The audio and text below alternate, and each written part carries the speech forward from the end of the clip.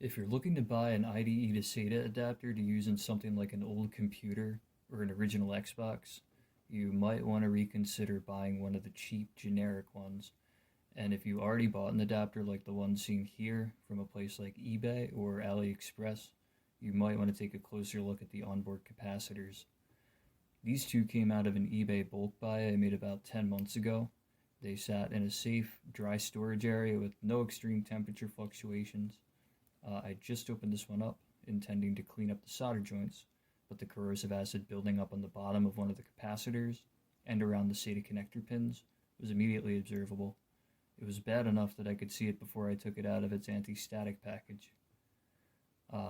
Doing further research into it, it appears that these ChongX capacitors are knockoffs that have become rather infamous for poor quality.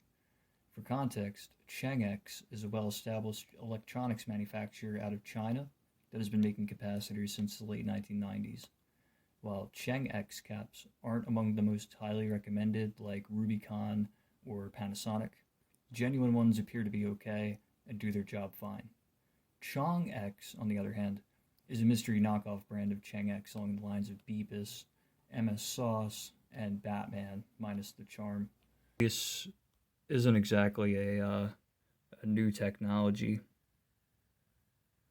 These boards might be several years old, and they're just kind of dead stock, sitting around.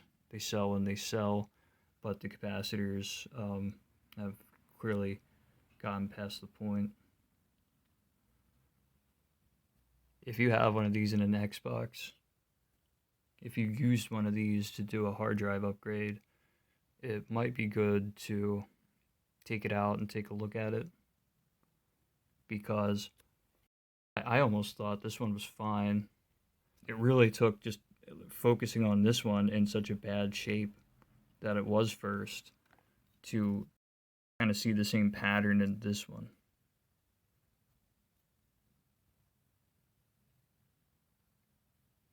These adapters are a popular choice, and if people start putting them into things, expecting them to prolong the life of something, and these capacitors end up leaking out, then it's going to be bad.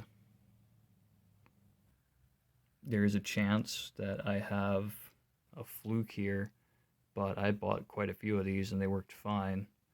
And I'm pretty certain it was from a store that sold like hundreds, if not thousands of them. If you don't intend to break out a soldering iron and replace these capacitors, which I don't think a lot of people really would want to do that, they would just want to buy an adapter that works, then your best bet might really be to just get a StarTech adapter. So for contrast, here is a brand new StarTech adapter. This was just taken out of its box. It's brand new. It's never been used before.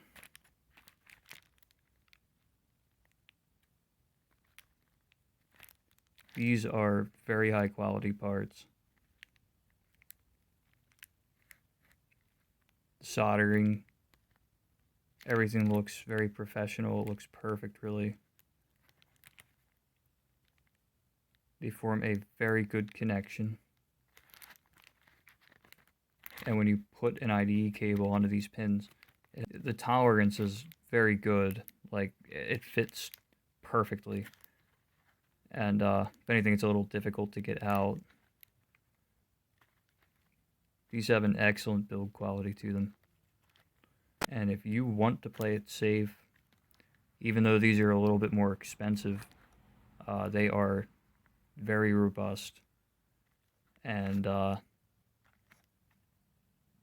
yeah, I'd say unless you really want to break out a soldering iron, touch up all these points, straighten out the pin connector here. Let's see if it's like that on the other one. Not quite. All the soldering work is still basically a mess.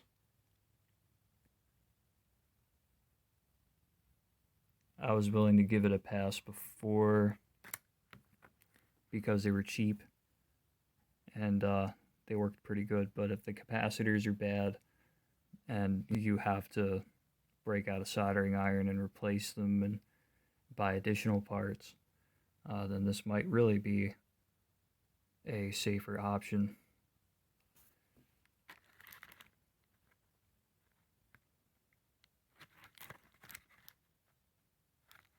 Oh, that's all I got.